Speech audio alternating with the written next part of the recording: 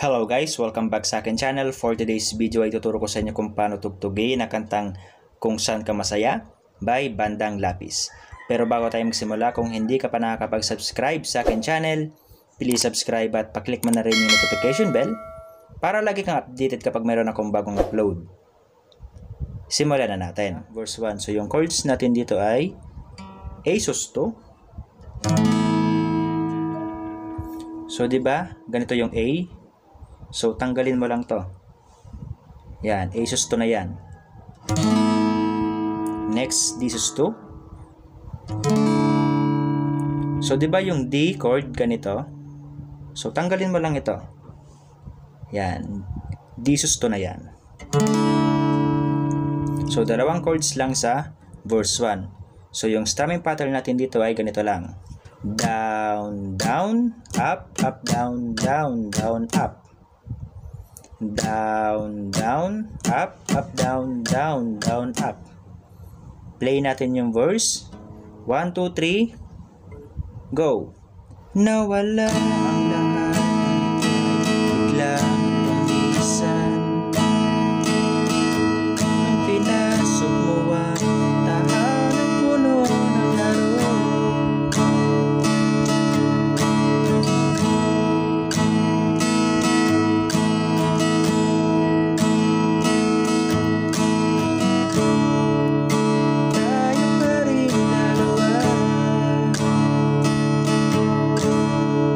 After that ay yung pre-chorus. So yung mga chords natin dito ay F sharp minor.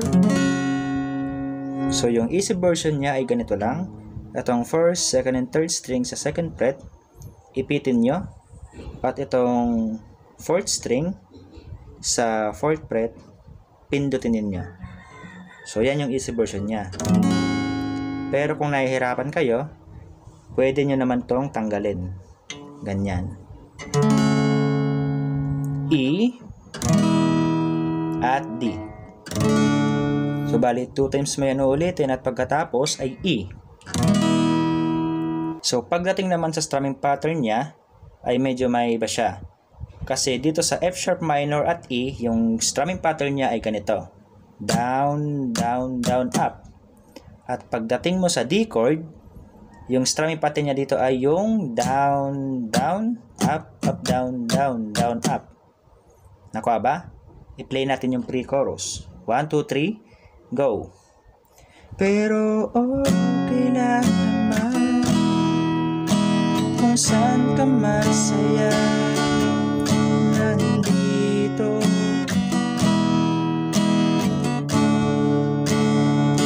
Kahit nasasaktan.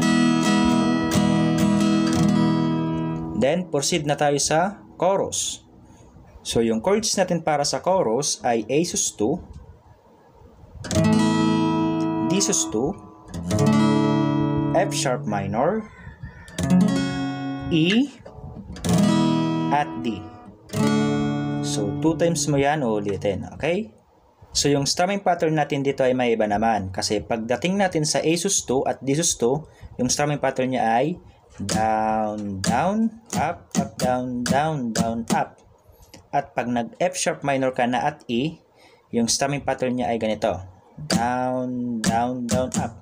At kapag nag-D naman, ay yung down, down, up, up, down, down, down, up. Nakuha ba? Play natin. 1, 2, 3, go! Sa timinalan, kita makikitang masaya sa piling ng iba. Titiisin sa'kin basta para sa'yo kung saan ka masaya.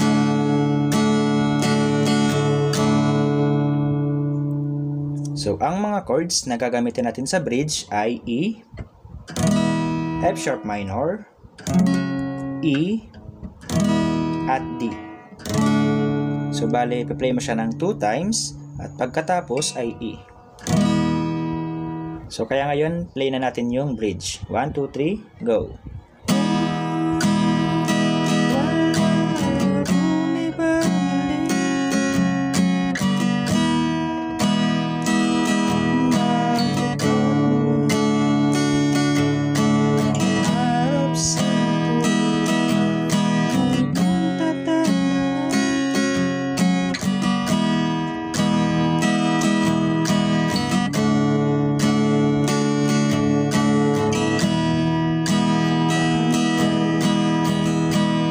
Then after that ay yung outro. So dito, yung chords niya ay A sus2, D sus2, F sharp minor, E, at D. So bali pa-play mo siya ng 2 times at pagkatapos F sharp minor, E, at D. So i-play na natin. 1, 2, 3, go! Sa TV na lang makikita kasi sa piling ng iba, titiisin ko ang lahat ng sakit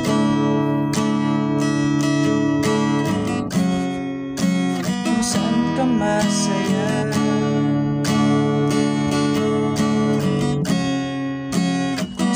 Masaya.